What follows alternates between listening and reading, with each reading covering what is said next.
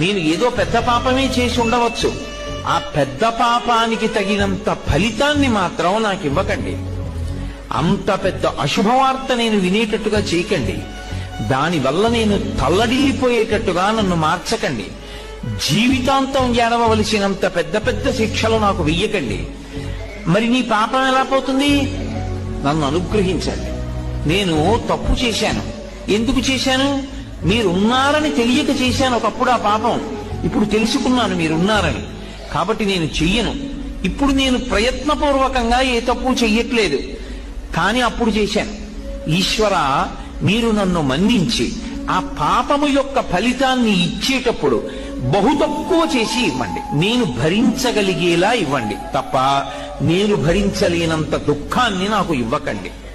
ఇది నోటితో అడగక్కర్లేదు. ఈశ్వరుణ్ణి ప్రార్థన చేస్తాడు. వాడొకడు ఉన్నాడన్న నమ్మకం